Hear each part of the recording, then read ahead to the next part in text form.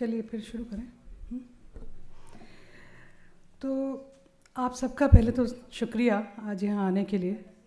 और एक छोटे से किस्से से मैं शुरू करूँगी, क्योंकि हमारे घर में दादा दादी और नाना नानी किस्से नहीं सुनाते थे। मेरे पापा कहानियाँ सुनाया करते थे, और कहानियाँ बेसिर पैर की होती थी, और कहानी ख़त्म होने के पहले हम सोए ना सोए वो सो जाते थे। तो एक छोटा सा किस्सा उनके जीवन का, और लिख के ले आई हूँ जैसे इधर उधर एक्स्ट्रा ना बोलूँ। 1956 के राज्य पुनर्गठन अधिनियम के तहत राज्यों का पुनर्गठन शुरू हो गया था। तो उस दौर में 1950 से लेकर 1960 के दौर में बहुत सारे भाषाई आंदोलन हुए। तो उसी एक आंदोलन में इंदौर से एक जत्था पंजाब की ओर गया, और उस जत्थे में कई लोग थे, और एक 13 साल का लड़का था कैलाश नाम का। और जब वो लोग पहुँचे पटियाला, वहाँ पर वो लोग अरेस्ट हो गए, और 2-3 दिन या 4-5, अब विस्मृति है मुझे कितना था, जेल में रखा गया। और जब जेल से बाहर निकले तो एक फ़ोटो है, और बीच में वो बच्चा कैलाश खड़ा है एक झंडा लिए, और 2-3-4-5 आदमी उसके सहयोगी साथ में हैं। और ये जो बच्चा था कैलाश, इसको हम लोग डॉक्टर वेद प्रताप वैदिक के नाम से जानते हैं। तो उनका बचपन का नाम, उनका असली का नाम कैलाश था। और 13 साल की उम्र में ही जो हम अपने बच्चों को मना करते हैं करने के लिए, वो सब करना शुरू कर दिया था उन्होंने। घर से भाग के जत्थे में शामिल होकर गिरफ्तारी करवाना और ये सब। फिर 1960 के ही दशक में उन्होंने स्कूल ऑफ इंटरनेशनल स्टडीज़ में दाखिला लिया, और वहाँ हिंदी में अपना थीसिस लिखने की जिद पर, ये आप लोगों को ज़्यादातर लोगों को पता होगा, वो सस्पेंड कर दिए गए। कई दिन बाद में हमें बताते थे, कई दिन बंगाली मार्केट के बेंचों पर सोए, इधर उधर खाना खाया, जैसे भी अपना काम चलाया, और जल्द ही मुद्दे ने तूल पकड़ ली और राष्ट्रीय मुद्दा बन गया और संसद में पहुंच गया। और आश्चर्य की बात है कि सभी दलों ने डटकर उनका समर्थन किया। समर्थन करने वालों में थे doctor Ram Manohar Lohia, Madhu Limaye, Acharya Kripalani, Golwalkar, Deendayal Upadhyaya, Atal Bihari Vajpayee, Chandrashekhar, Hiren Mukherjee, Hem Barua, Bhagwat Jha Azad, Prakashvir Shastri, Kishan Patnaik, doctor Zakir Hussain, Ramdhari Singh Dinkar, doctor Dharamvir Bharati, doctor Harivansh Rai Bachchan, professor Siddheshwar Prasad, और साथ में इंदिरा गांधी भी। तो आप समझ सकते हैं सभी दलों ने उस चीज़ का वो करा, और बिल पास हुआ। तो नया इतिहास रचा गया, और पहली बार उच्च शिक्षा में, उच्च शोध में के लिए भारतीय भाषाओं के द्वार खुले। डॉक्टर वेद प्रताप वैदिक का जन्म 30 दिसंबर 1944 को पौष की पूर्णिमा पर इंदौर में हुआ। उन्होंने school of international studies JNU से PhD किया।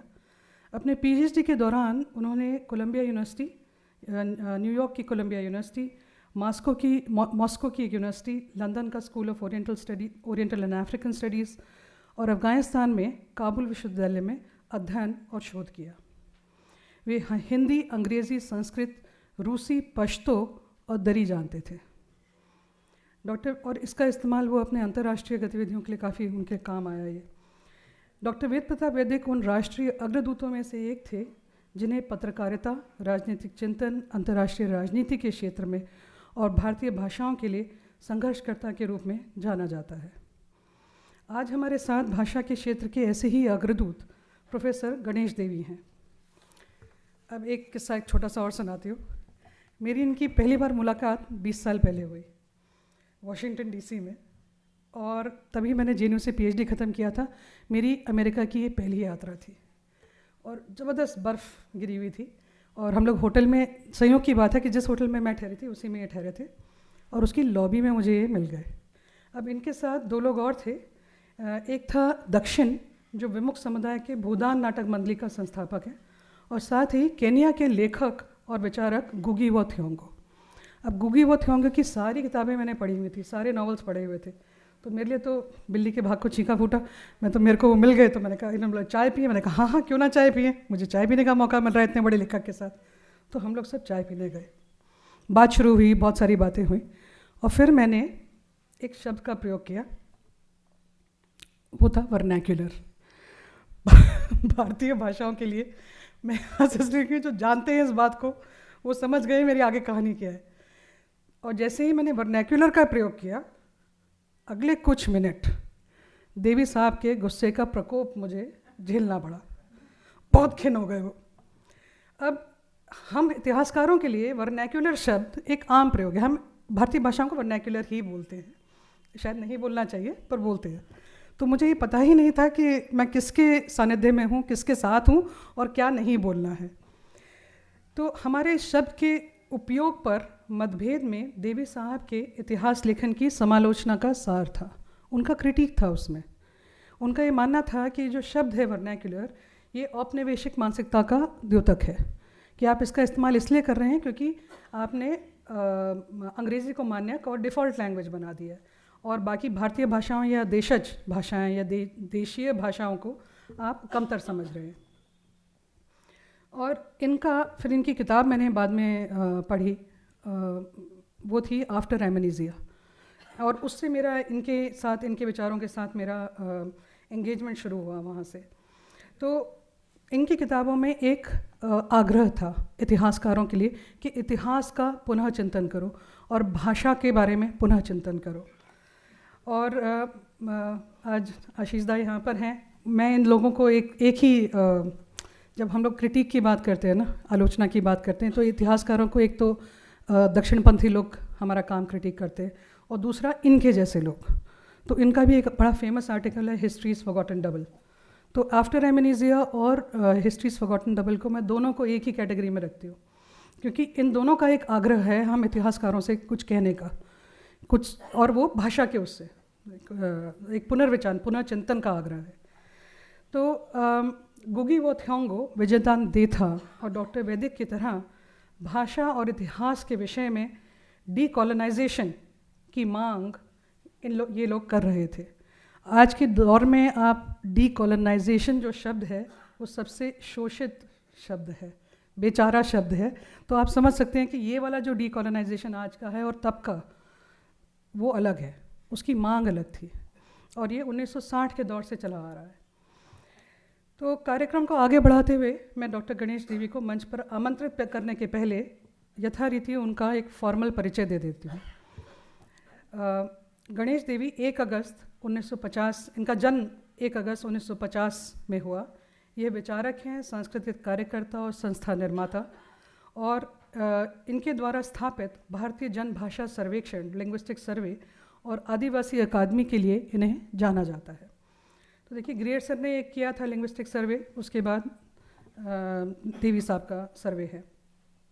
उनकी पहली पुस्तक आफ्टर एमनेसिया 1992 में प्रकाशित हुई, और उसके तुरंत बाद साहित्यिक सिद्धांत और ये किताब एक साहित्यिक सिद्धांत की एक उत्कृष्ट कृति के रूप में इसको सराहा गया।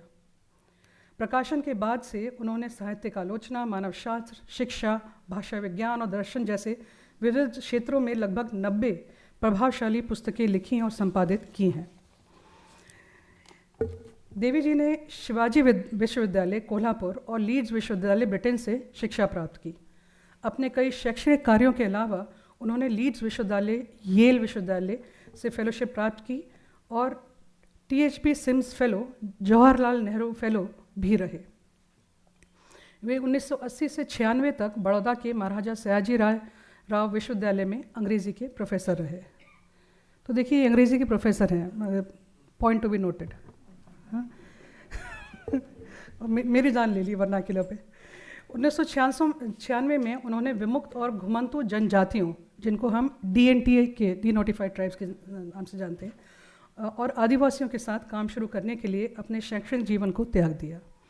इस दौरान उन्होंने बड़ौदा में भाषा अनुसंधान और प्रकाशन केंद्र, तेजगढ़ में आदिवासी अकादमी, DNT राइट्स एक्शन ग्रुप और कई अन्य संस्थानों की स्थापना की।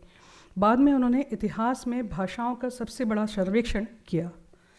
इन्होंने Dhirubhai Ambani institute of information technology और गांधीनगर में प्रोफेसर थे, ये प्रोफेसर के रूप में कार्यरत थे, और धारवाड़ के बहुविषयक विकास अनुसंधान केंद्र में ऑनररी प्रोफेसर भी थे। National centre for biological sciences Bangalore में उबैद सिद्दीकी चेयर पर ये 2022-23 में ये के रूप में काम किया। वर्तमान अभी वो सौम्या विद्या विहार विश्वविद्यालय बॉम्बे में स्कूल ऑफ सिविलाइजेशन के निदेशक और प्रोफेसर ऑफ एमिनेंस है। और देवी जी के बारे में एक बात है कि अपनी पॉलिटिक्स के साथ साथ उन्होंने अपने जीवन का कहाँ रहेंगे ये तय किया। तो ये नहीं था कि बस हमारी तरह दिल्ली में बैठ के ही अपना झाड़ रहे अपना पॉलिटिक्स। हम लोग तो आम चेयर पॉलिटिशियन मतलब इंटेलेक्चुअल्स हैं। तो इनका 2016 में उन्होंने धारवाड़ में कलाकारों, लेखकों और बुद्धिजीवियों का दक्षिणायन आंदोलन शुरू किया।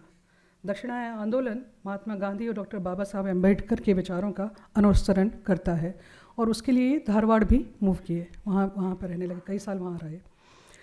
तो इसके साथ मैं आपको आमंत्रित करती हूँ सर, आइए।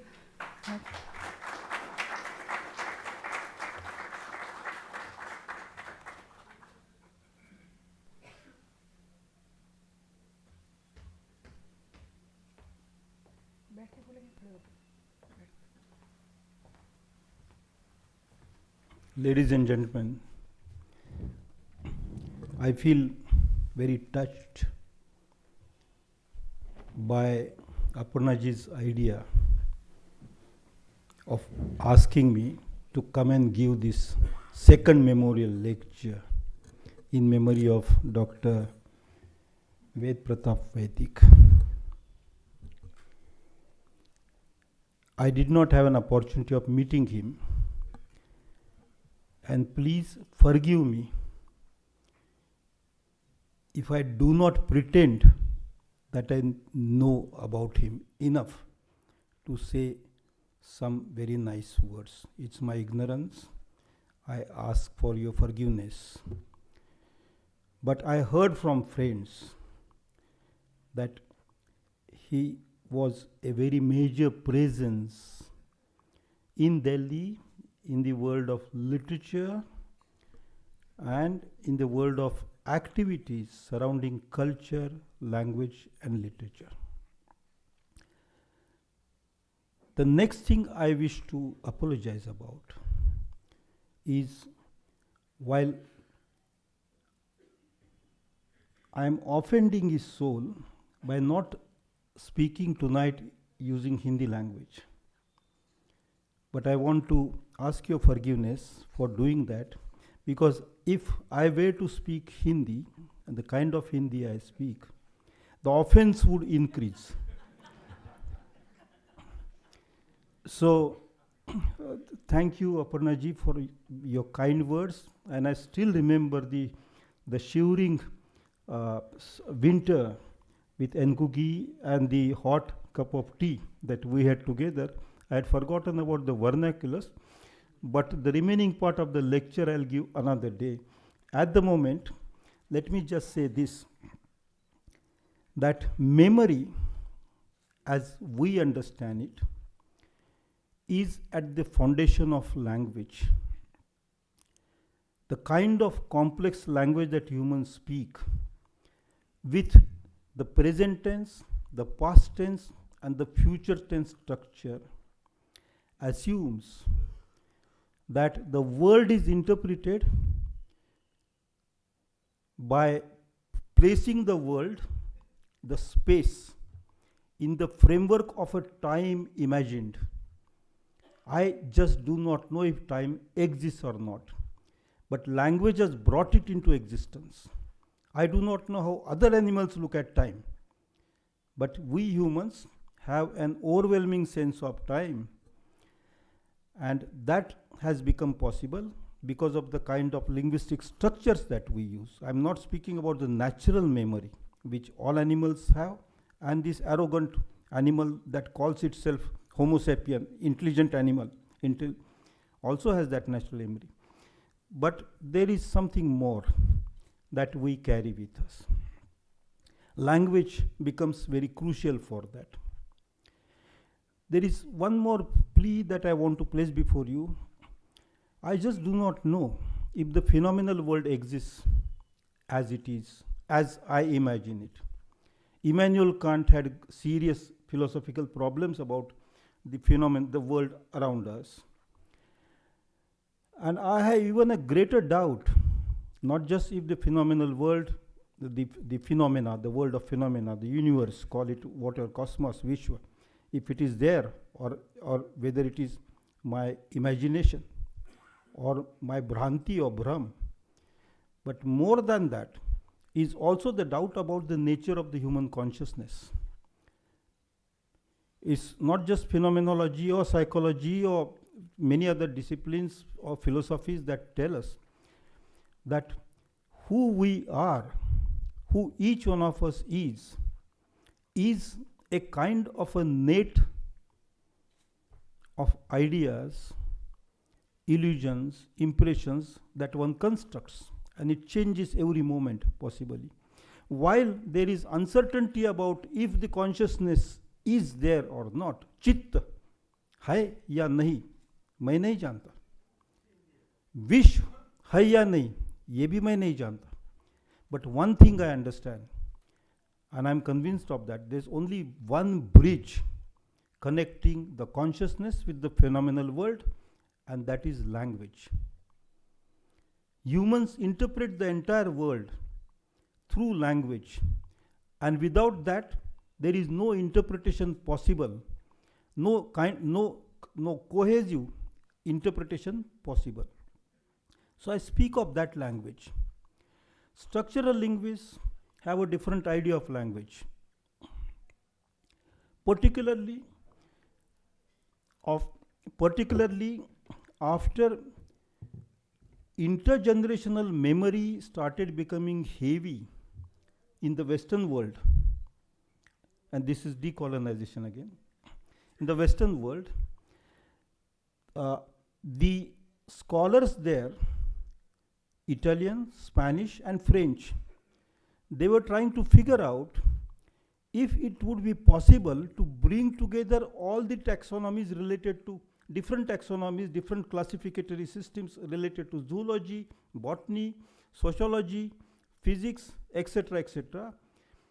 And someone like Gottfried Leibniz finally came up with a solution by creating a higher order of organization, higher order of taxonomy, a taxonomy of all taxonomies. At that stage, something very profound profound change occurred in human attitude to language. And that change was, like the other species, like plants and birds and things alive, scholars started constructing language history in terms of language family. That a certain language had to be daughter of some other language. If I go back to Panini, I don't have that view of language. If I go to Anandvardhana or Riti Siddhant, I do not have that view of language as a family. Language is considered as a cultural product, a social system, not a biological system, not a life system, but a system of science, system of significance, system of abhida, system of vani, whatever way.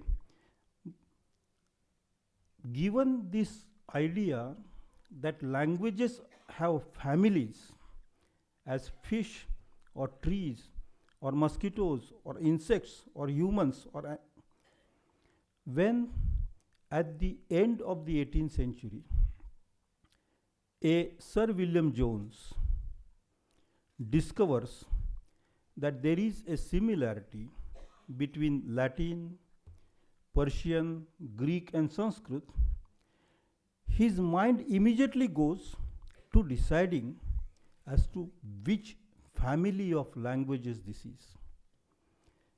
He could have possibly thought of language neighborhood. Ganeshwar in Marathi described Marathi as a Iye Marathiche Nagari, a sociology of language, not a family of language, a society, a community of languages. Given this attitude to language history, which emerged with Sir William Jones, and his contribution is immense, he carried the philosophical bias of his time in his work, and that's not his fault. He was a young man when he was proposing this hypothesis that there is some ancient relationship between Latin, Greek, Iranian, Persian and Sanskrit. His contribution is immense. It opened up a new vista before the world. Now, what kind of world was this?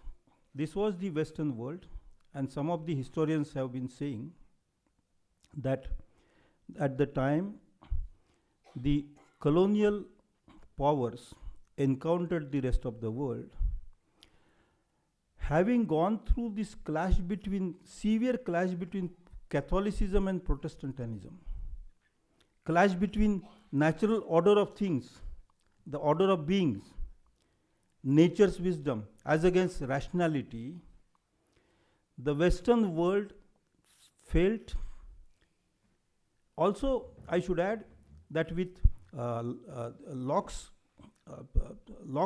theory that the responsibility for the society is on every individual, that is, when one individual looks at the limits of freedom and the freedom possible as against other individuals, there can be some kind of economic stability.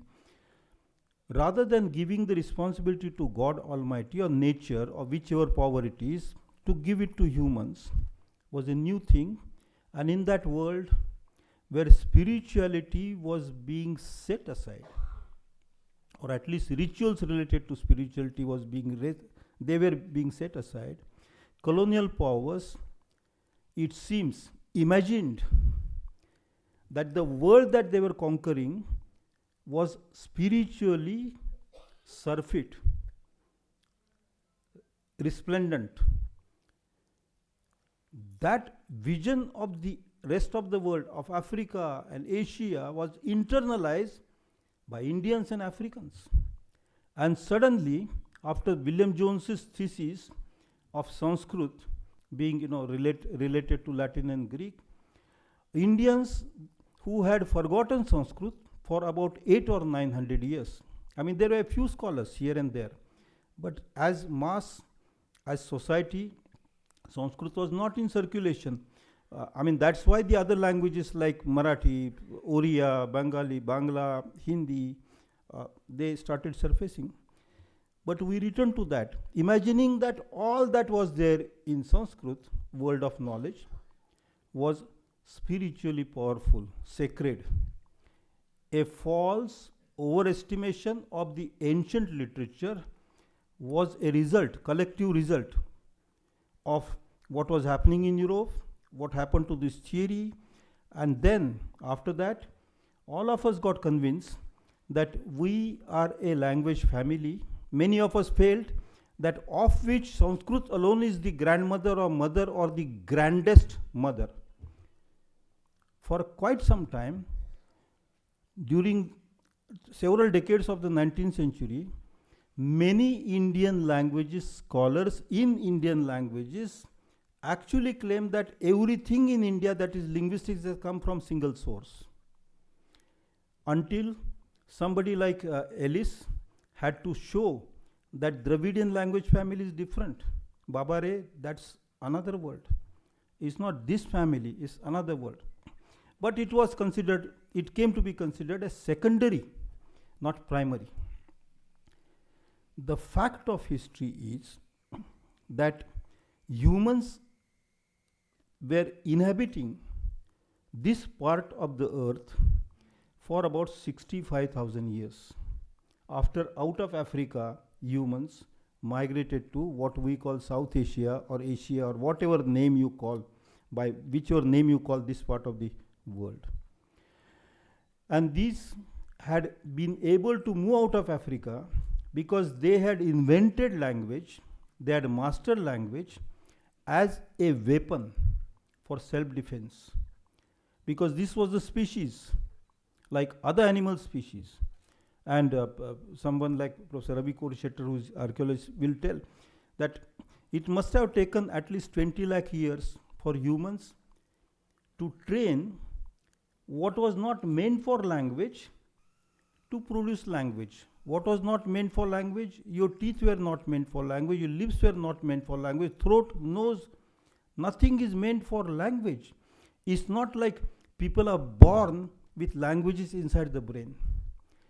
This is a social acquisition which was developed slowly, gradually by Homo sapiens, and once it was fully developed, they decided that this could be weaponized for self-defense and occasionally for attacks on other species, they could start moving out of their area of habitation.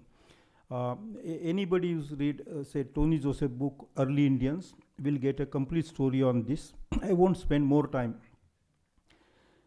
So if there were people who had come, small numbers, but they came to this part and they settled initially as hunter-gatherers.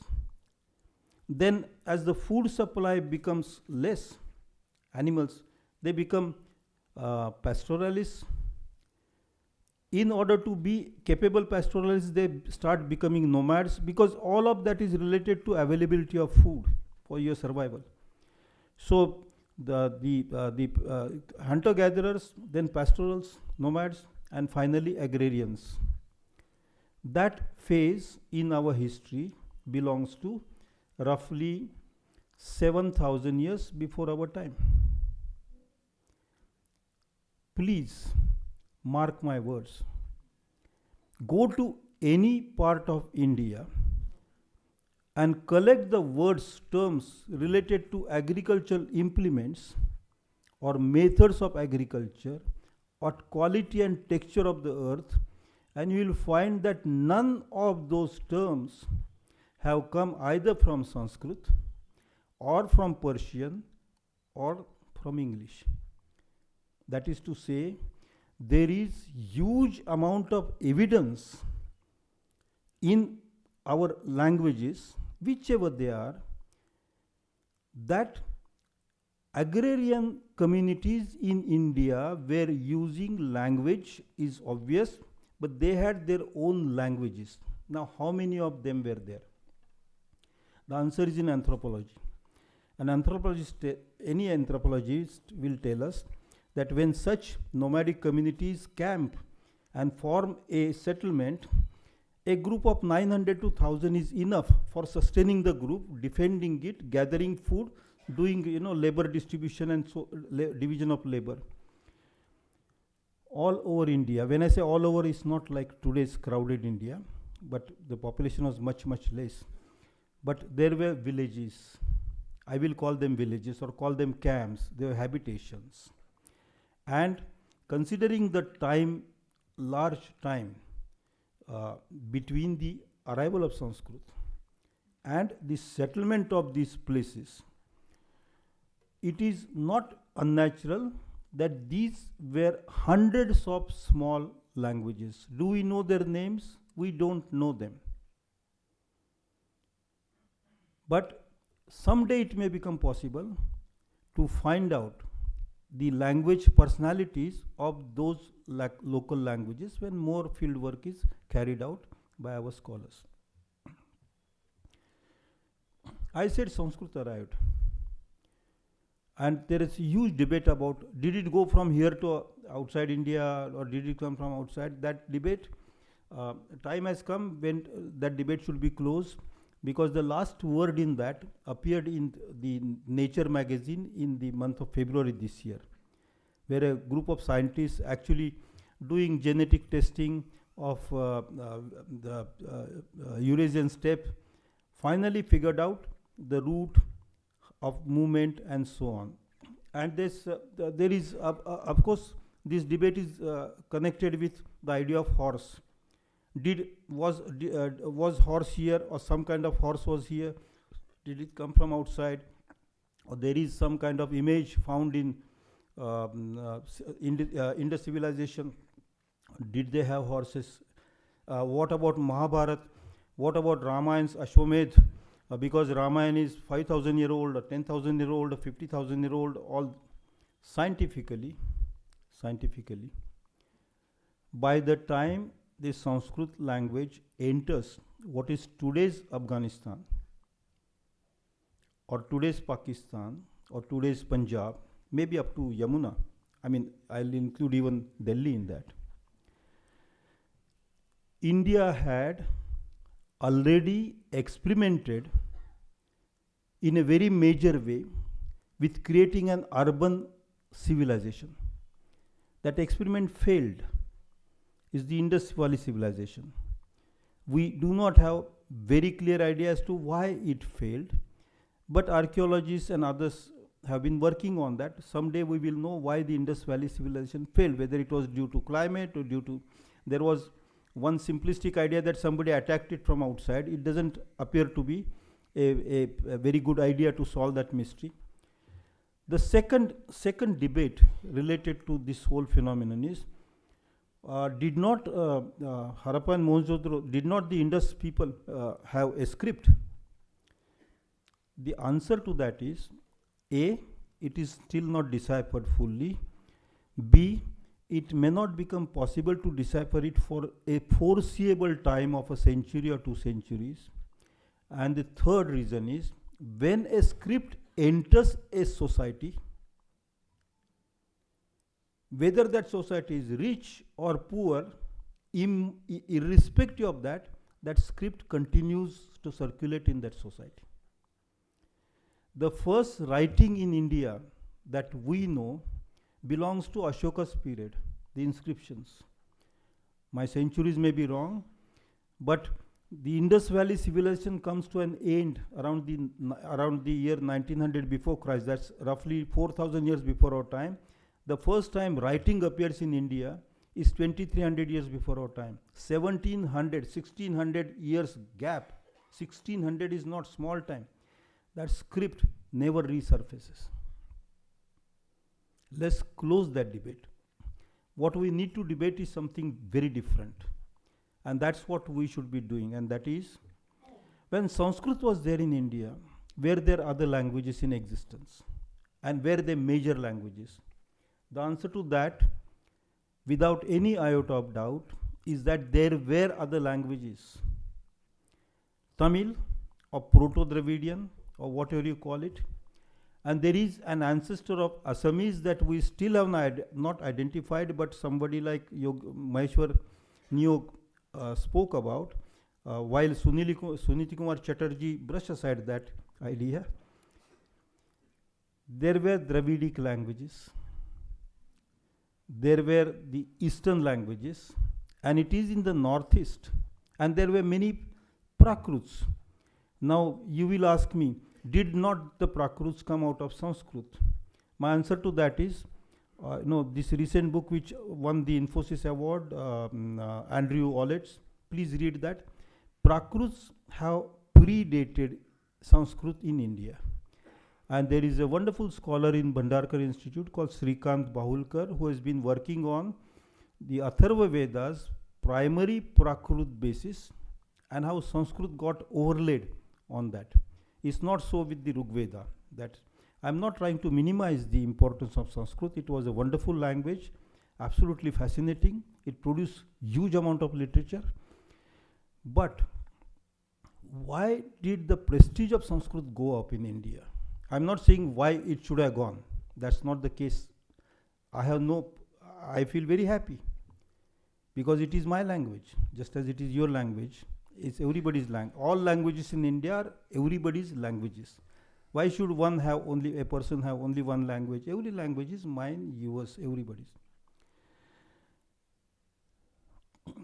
I have often been thinking as to why the Rig Veda achieved such huge esteem, because there were no formal institutions for spreading it, like schools and universities. Sri Aurobindo, whom I admire, whose scholarship I admire, has answered that in a book called The Secrets of the Veda. In The Secret of the Veda, Sri Aurobindo writes that 1400 before Christ is the assumed date of the Rig Veda composition. He says that it came down up to the 7th century. That is, on one side it is the date of Brihad Aranyak Upanishad. On the other side, in disciplinary sense, it is Yaska's time when Nigantu is being produced. How to pronounce, what is the meaning of each and every term. Aurobindo says by the time Yaska was busy on the Rig Veda corpus,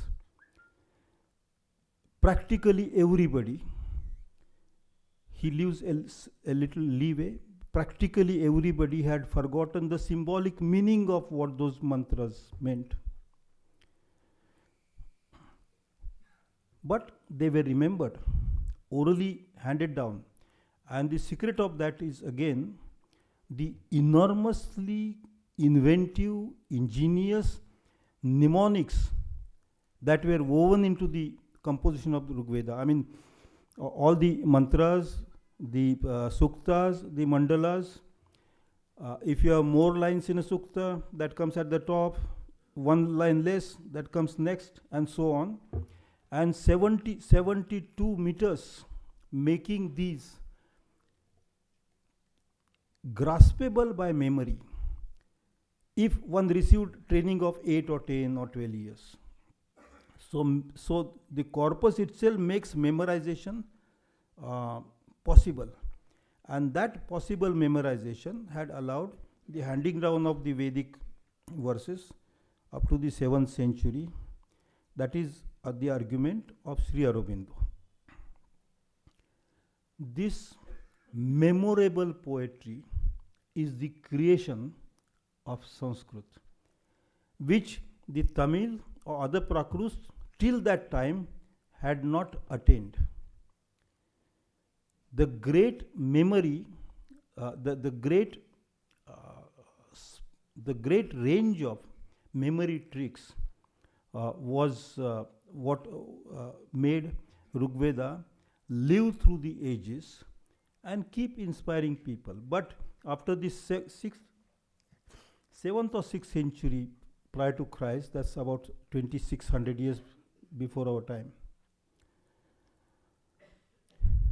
the prestige attached to remembering the Rig Veda had gone up, particularly because nobody understood what is being remembered. It is like in a village, some village school teacher speaks English, and every villager says, oh, this man knows, there is that Oliver Goldsmith's village school master poem. He knows everything. This actually came handy as an instrument, as a weapon of social construction or social engineering. Those who had access to this memory became uppermost. Those who provided security to these people, they came next. The others in the supply line came, yet others, they were nowhere. So the Varna system is based on this ability to remember the Vedic. And when our darshanas came up in subsequent centuries, in the 4th, 3rd, 2nd century after before Christ, they made this a test for validity. How is your argument logical? It is logical because the Vedas have said that. While the names of the rishis for all those what we call books are there, they came to be seen as apaurushya because a special power was attached to them. I respect the Vedas, and my attempt is not to minimize their importance. It is our heritage, and I feel very proud of that heritage. Sanskrit became a language of esteem, and therefore a kind of a hegemony of Sanskrit spread all over India. To give a simple explanation for that, who do you call well-cultured? A Susanskrit person. A Susanskrit is the one who's got Sanskrit, access to Sanskrit. Culture, you're using the term Sanskriti. What about the Prakruts at that time? What about Prakriti? That's for the villages. That's nature, beautiful nature. All through the first millennium, most of the literary works that were produced were either bilingual, multilingual, or in Prakruts. The Mahabharata, for instance, when I was telling somebody, the first recitation of the Mahabharata is recorded in the first book of the Mahabharata, where the story is told by a visiting person, a person visiting this ashram, and he says, I know only so much, but Shuka knows a little more, and somebody else also knows a little more. Ashtadasha sahasrani, ashtadasha shatani cha ham veti, Shuko veti, Sanjay veti one. Sanjay belongs to one kind of community. Shuk belongs to another kind of community. This man who was forest traveler, wanderer, belongs to what we call today Adivasis and so on. They had brought different language traditions into Mahabharata. Mahabharata remained open all through, with access to people who did not understand Sanskrit, and that's what explains the immense popularity of the Mahabharata. Everybody knows stories from the Mahabharata because Mahabharata allowed languages to flow into that corpus, If you go to Brahat Katha or Katha Sarit Sagar, the story once again takes you to languages. I mean, I don't have that time to tell the entire story of how Shiva and Parvati had the first recitation. Parvati's cursed somebody. That person, the pair of them, remember this whole story later on. But it is said in that memory of the Brahat Katha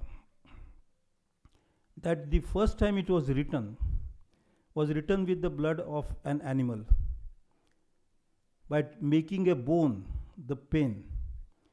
And this is not what the Vedic scholars would have done. In many of the plays of the time, all through the 1,000 years, Kalidasa used many languages in his plays. So many stories, so many epics, so many poems. Prakrut comes there. Prakrut survived, and not one Prakrut, several Prakruts.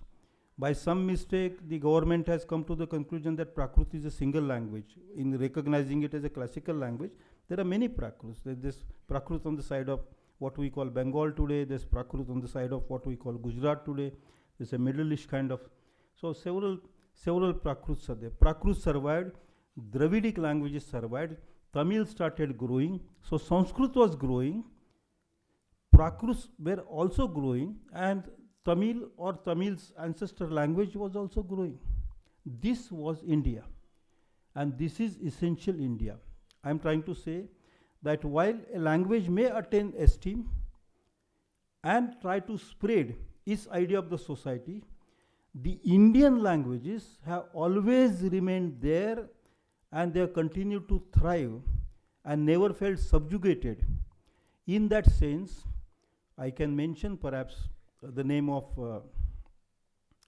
this Italian person who was imprisoned in 1926, Antonio Gramsci, who uses the term hegemony. Hegemony is, there is an idea, nobody has to propagate it, but people give a consent to accept that idea, and then they become slaves of that idea. That is hegemony. It's not domination by sword. It is acceptance of an idea which is considered a superior idea. Sanskrit became the language of hegemony, but other languages continue to thrive. I now quickly come to the next one. Around the 9th century, somebody in the Sanskrit tradition, an extremely gifted scholar, Anandavardhana, who wrote Dhanya Loka, realized that the meaning and the words in Sanskrit are falling apart, that there is need to bring them together, and therefore he created this concept of Dhanya Loka, where he speaks of Vaikhari, Abhida, Vani, etc., etc. The timing of Anandavardhana's attempt to put the Sanskrit together again and to make it a language of circulation was not quite the right timing, because it was the 9th century when the Persian languages started touching India. Please remember that the Persian did not come to India only through aggression. I will add, the Persian did not come to India mainly through aggression. All through the history of Persian in India, forget about the 9th century, but at least from the 13th century, when Amir Khusru shows up in our history, from that date till, let me put a date there, Rajaram Mohan Rai wrote his first book in the Persian language. It was a book we spoke about many religious faiths, and Rajaram Mohan Rai said that they are all equal. That God in Islam or Christianity or Hinduism is the same divine, one God. He was not talking of only one God, he was talking of the unity of divinities in the sense of parity of divinities. He wrote it in Persian. That's the end of the 18th century. So from the 13th century to 18th century, 6 or 7 centuries, Persian dominated the Indian imagination.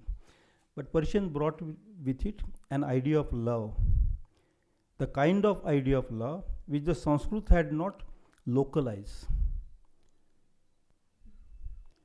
And that idea of love also triggered a new resistance to the hegemony of Persian as well.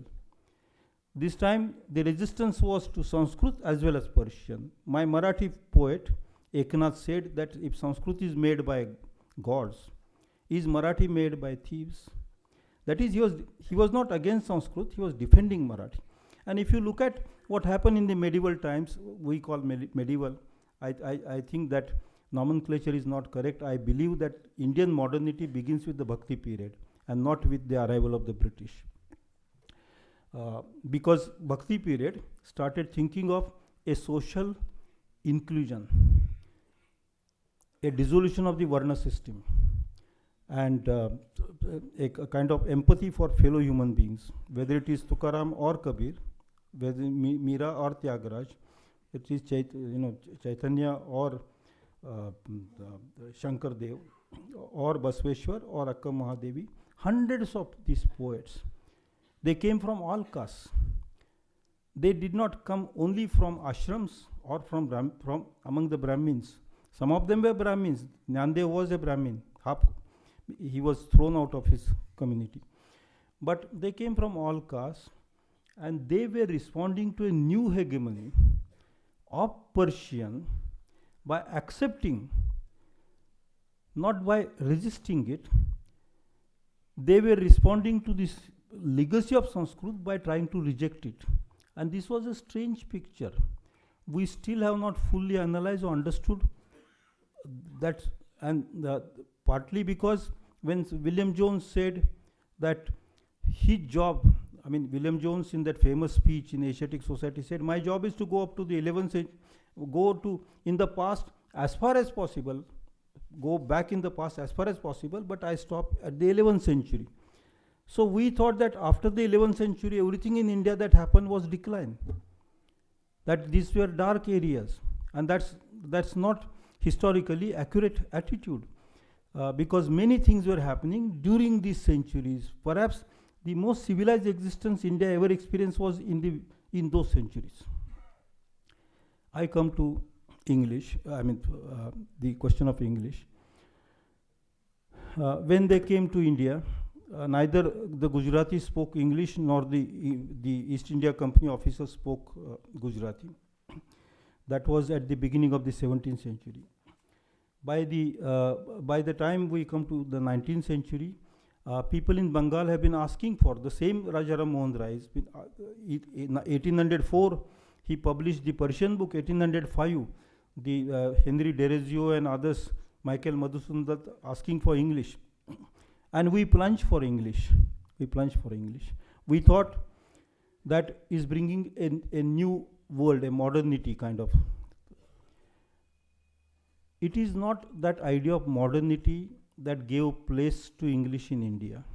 It is not the British domination alone that gave place to English in India.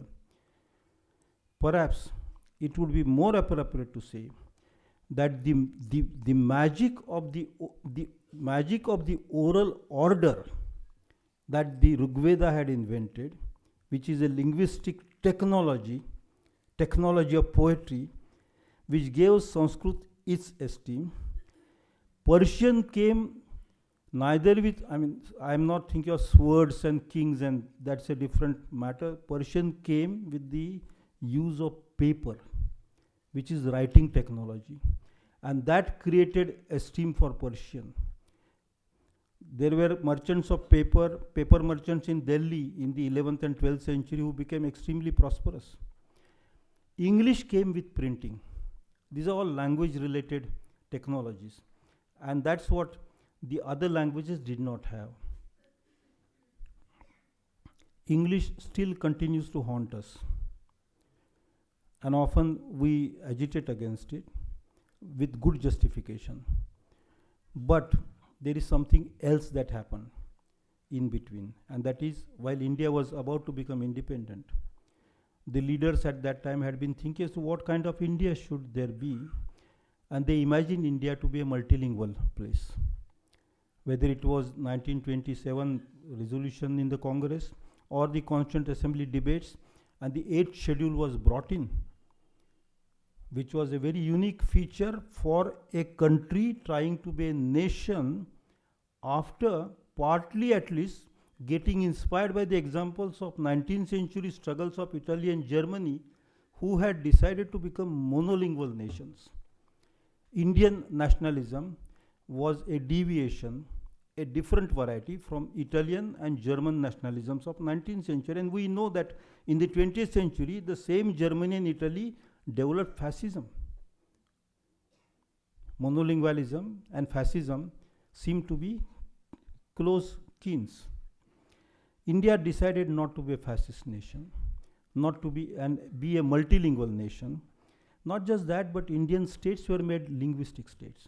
And not that, as if that was not enough, in the census of India in 1961, a list of all mother tongues was presented. It had 1,652 names of mother tongues. These 652 mother tongues are, in my opinion, if one were really go to that wrong model of family of languages, straight come from the languages that were developed prior to the Indus Valley by agrarian communities in this country. Language hegemony has not terrified India. Every hegemony has given greater strength to Indian languages. Prakruts have developed, Deshi Bhashas have developed, and despite English, our writers in Hindi, in Gujarati, in Punjabi, in Urdu, in Marathi produce literature of world standard. English did not quieten them. India could fight hegemonies of all kinds because of India's multilingualism, because of the Deshi Bhashas, because people related to ground were producing new words, and they kept these languages in circulation. I will now conclude what I have to say. I am sure many of you expect me to comment on whether Hindi is spreading its hegemony, and I don't think that question needs to be considered so long as the Constitution of India is alive. I love the Hindi language. In fact, in India, most of us fall in love if there are Hindi songs, film songs, not otherwise. Today the question is different. The question is of a new language culture, and that is the language culture which is compacting memory, human memory, the artificial memory. That language is surfacing from the virtual world, and all of us are engaged in that virtual world. Each one of us who's using a mobile is actually feeding into the power of the metaverse. I said at the beginning, I don't know if the universe exists or my consciousness exists. There is an attempt to create a parallel universe. That is called metaverse. If you go to a library, you got set of books, and then there is description of those books. That is called metadata of those books. This metaverse is a description of a new description of our universe, where our shadows, our biometric impressions, our sounds, our photographs, all can be put together in the virtual world, and they get a circulation in that universe.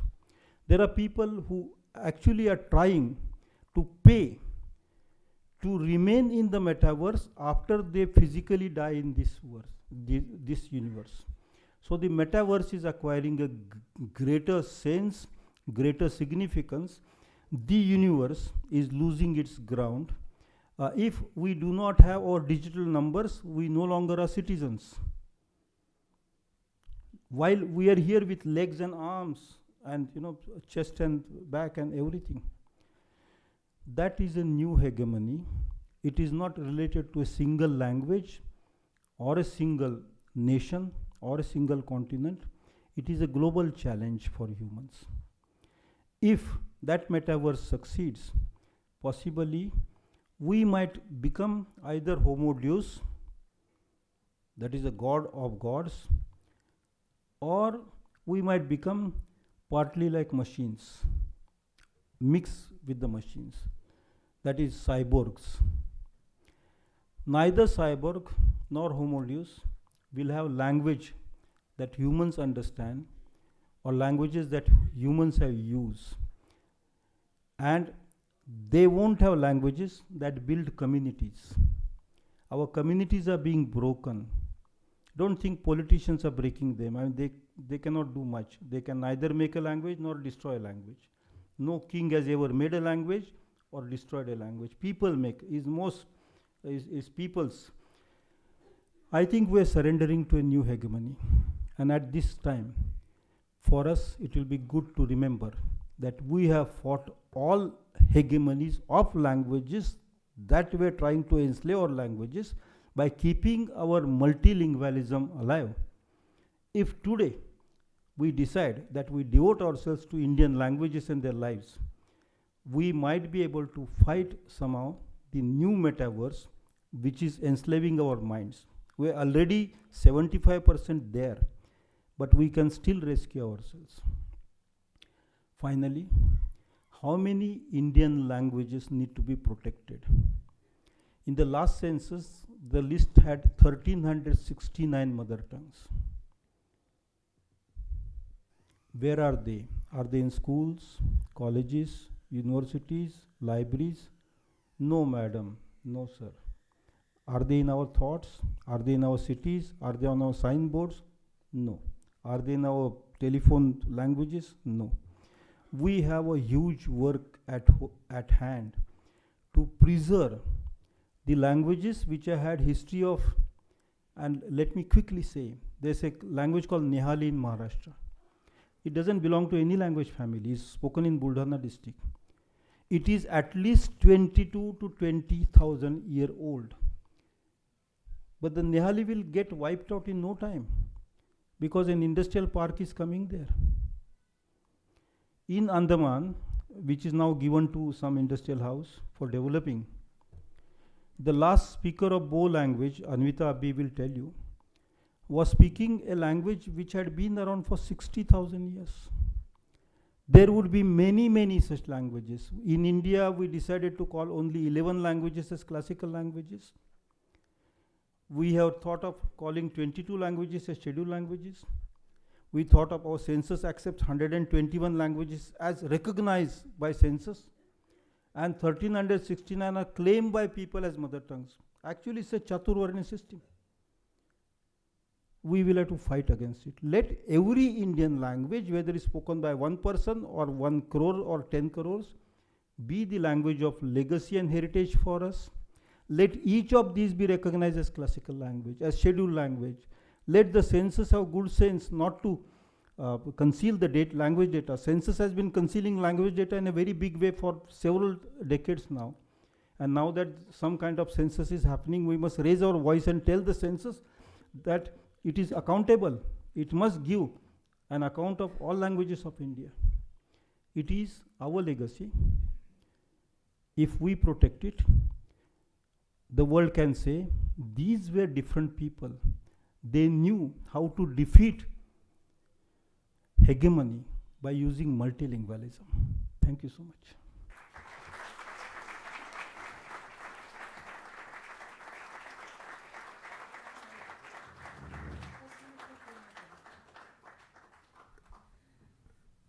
तो हमारे पास 10 minute हैं, क्योंकि मुझे strict हिदायत है ऐसी वालों से कि हमारे भटूरे सौगी हो जाएंगे।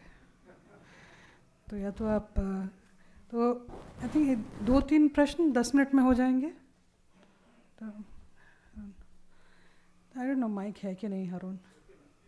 हाँ,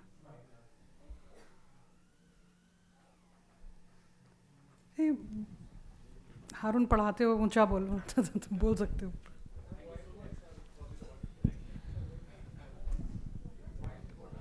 अच्छा चलिए, आ रहा माइक आ रहा. Thank you so much, sir, for this wonderful lecture. Sir, my name is Harun. I come from Kashmir. I am working right now in JNU as a postdoctoral fellow. Sir, there is one observation from my side. I am a history student. I teach history, and when we history people look out the things in the society, the language, we understand it in the time and space and the situations around that time. I would like to disagree with one of your argument. When you talked about the Anandavardhana, I worked on Anandavardhana. So you talked about that he tried to revive or reorganize the Sanskrit language back in 9th century. He lived in the Utpala Kashmir when the ruler was Avantivarman.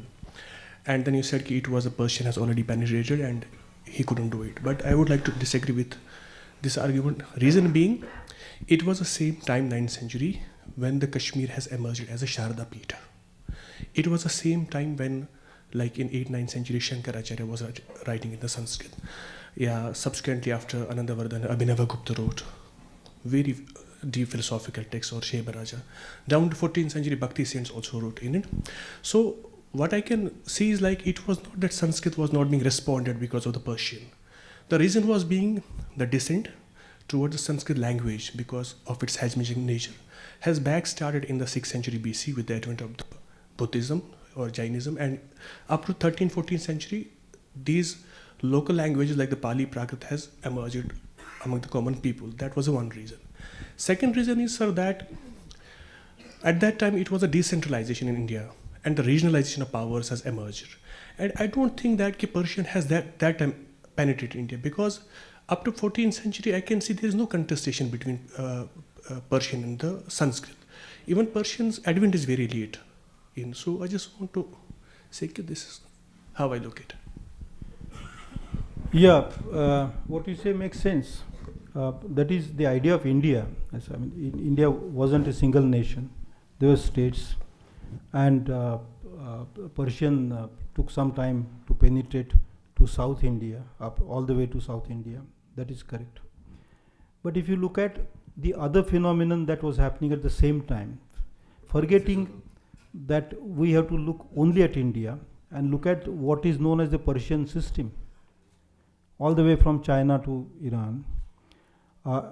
And if you then take into account the fact that the number of books produced in Iran and the number of Persian books produced in India compared was a situation like what is today, number of English books produced in England and number of English books produced in India. That is, there's another thing, and that is the Persian was not spoken only by Muslims, those who were trying to spread Islam. Many Hindus vied with one another to pick up Sanskrit, which is a fact, and they became advisors to kings and princes. Like our village students study English language to become IAS officers. It was something similar to that. So these are facts happening at the same time. As far as Anandavardhana followed by Abhinavagupta, you are absolutely right. There can be no controversy about it. Take the time after Abhinavagupta. Most of the Sanskrit literature was anthologizing. They were collecting what was there, and the last one in the line comes Jagannath. Jagannath Pandit, when Asaf Vilas died, Asaf Khan died, he composed Asaf Vilas. But Jagannath also realized that only composing it in Sanskrit won't give it sufficient dignity, so he used 16 languages in that poem. A great scholar of Sanskrit. Pressure to use other languages had increased, and therefore those who knew Sanskrit decided to take one step back. I'll give two examples quickly, then stop. Hemachandracharya in Gujarat, that's roughly 10th, 11th century. He produced among other things, and he was a very good scholar of Jain thought, going all the way back to 3rd century before Christ. He knew everything. He produced Deshi Namamala, the dictionary of local languages. The other is a little later, Jnaneshwar, who understood Sanskrit, and that's why he could translate and elucidate the Bhagavad Gita, but he chose Marathi.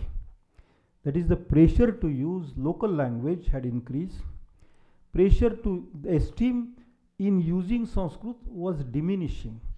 That is all that I was. I did not want to, if unintentionally I made it, gave the impression that Sanskrit had spread, Persian had spread everywhere, every other language was out of circulation.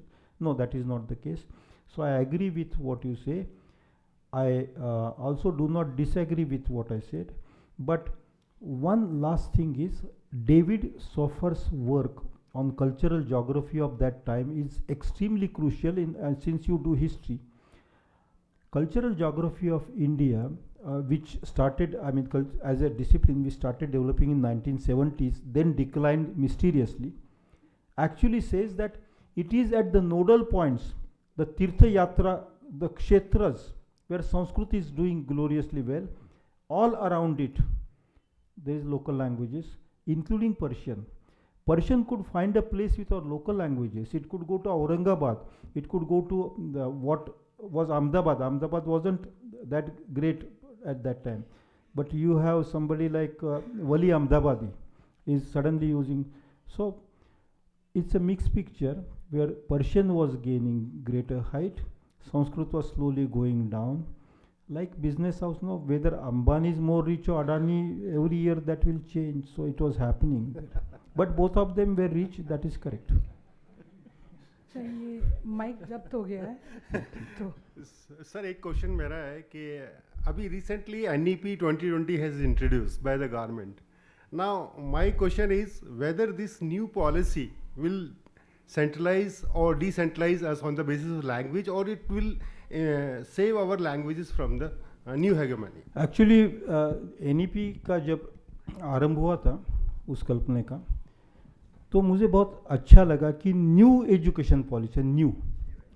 फिर मैंने 2 paragraphs पढ़े, तो उसमें ये लिखा था कि हमारा एम है कि सनातन, अब सनातन है, पुरातन है, नया नहीं है, उसको फिर से जगह पे लाना। तो मुझे ये लगा कि ये आगे जाने का रास्ता है, वो पीछे जाने से बनता है। और फिर मेरा लॉजिक फिर लड़क गया कि मैं ये समझ नहीं रहा हूँ कि हम कहाँ जा रहे हैं। तो फिर मुझे ये देखने मिला जब मैं क्लासरूम में जाता हूँ इन दिनों में स्टूडेंट्स और टीचर्स के तरफ, कि वो ना आगे जा रहे हैं ना पीछे जा रहे, वो कोई चक्कर अपनी ही चक्कर काट रहे। उसे मराठी में चक्कर कहते, चक्कर का मराठी अर्थ है भ्रमिष्ट। तो यही मेरी ओपिनियन है सर, आप सरकार तक पहुंचाइए। देखिए समय हो गया है और देवी साहब हैं यहाँ, अभी खाना चलेगा बाहर, तो आप तब पूछ लीजिएगा। मैं पूर्वानंद जी को कार्यक्रम की समाप्ति के लिए बुलाते हैं। Thank you very much.